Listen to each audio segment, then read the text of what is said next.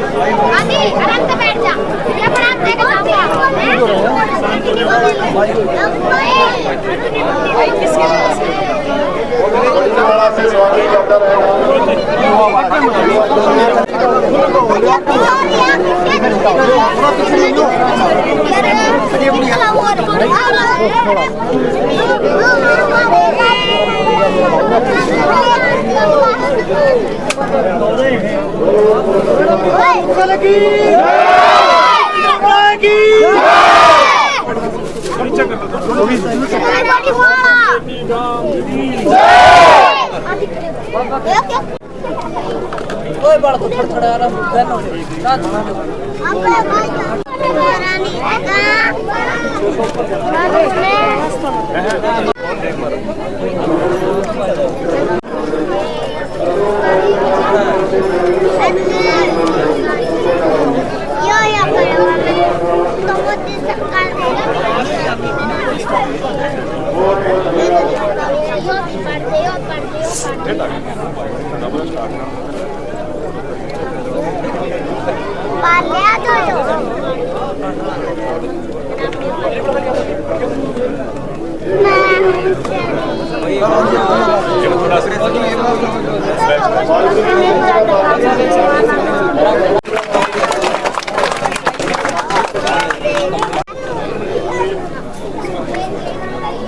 पूरे गांव का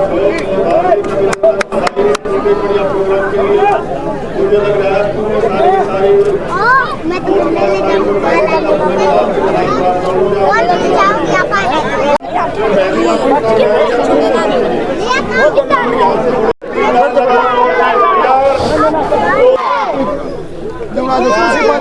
कुर्सी हमको लेना है।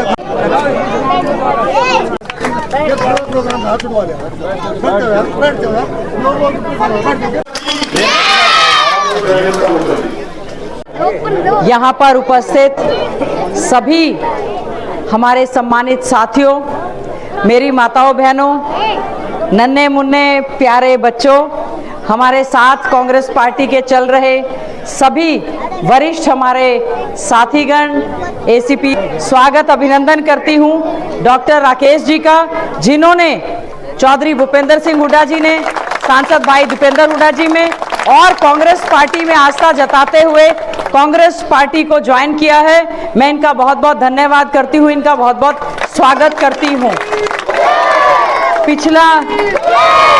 पिछला चुनाव हमने एक दूसरे के खिलाफ लड़ा था। मैंने कांग्रेस पार्टी से विधायक बनी, हमारे भाई डॉक्टर राकेश जी ने बीजेपी से चुनाव लड़ा और आज वो हमारी कांग्रेस पार्टी में शामिल हुए हैं। सबसे पहले तो गांव सुंदरेटी ने बहुत जोरदार तरीके से ढोल धमाके, ट्रैक्टर, गाजे बाजे के साथ हमेशा की तरह इस बार जो स्वागत किया है बड़ी माला से, मैं आपका बहुत बहुत धन्यवाद, आभार व्यक्त करती हूँ।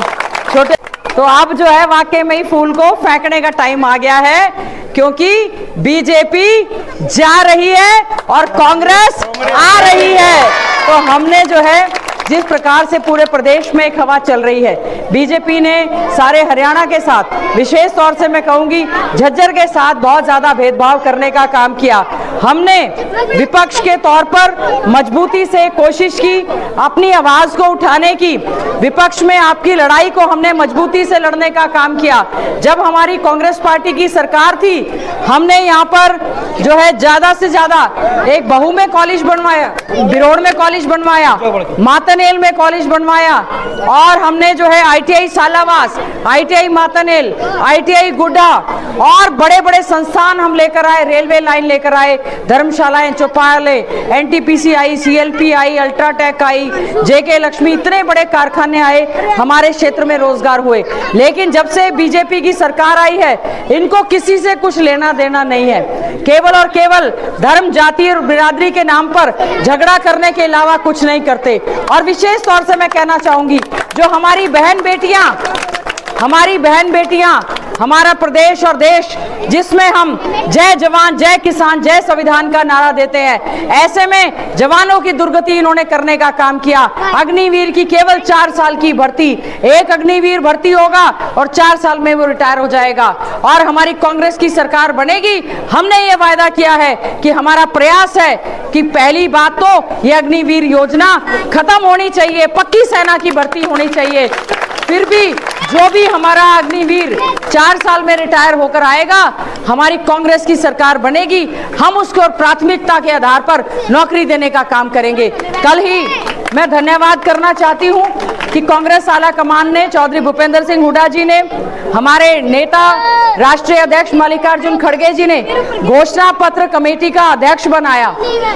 अध्यक्ष के नाते हमने पूरे हरियाणा में हर वर्ग के बीच में जाकर उनकी बातों को जानने का प्रयास किया और एक बहुत ही अच्छा हमने जो है घोषणा पत्र बनाने का काम किया। कल जो घोषणा पत्र जारी हुआ है, मैं जरूर कहना चाहूंगी कि उसमें जो सबसे बड़ी घोषणा है वो हमारे बुजुर्गों के लिए है। 6,000 रुपया बुढ़ापा पेंशन, कांग्रेस की सरकार बनेगी तो बुजुर्गों को पेंशन देने का काम करेंगे। 6,000 रुपया हम लोग विकलांगों को देने का काम करेंगे। 6,000 रुपया हम हमारी विधवा बहनों को पेंशन का देने का काम करेंगे।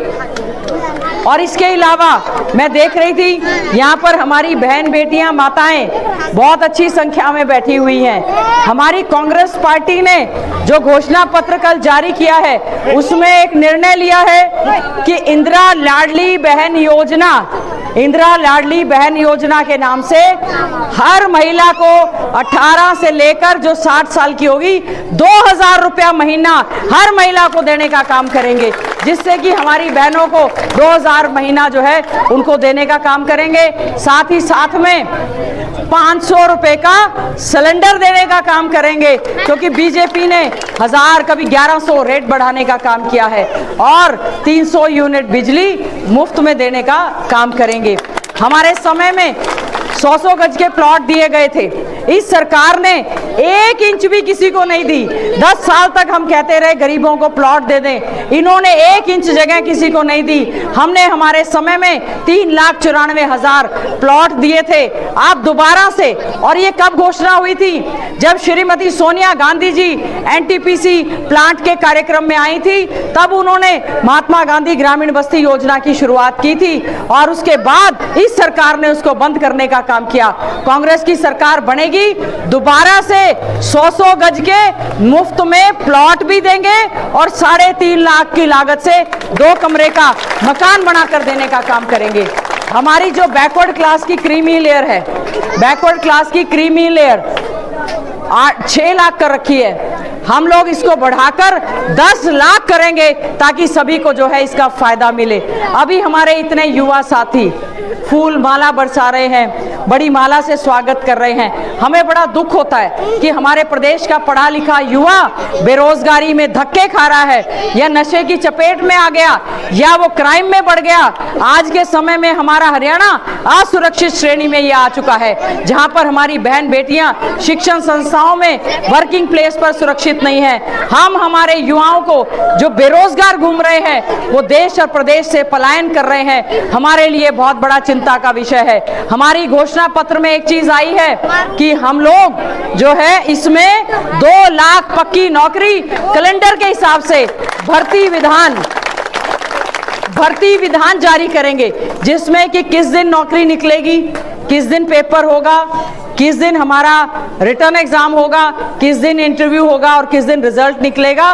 भर्ती विधान पूरा कैलेंडर जारी करना हम करेंगे ताकि हमारे बेरोजगार युवा इधर उधर धक्के ना खाएं।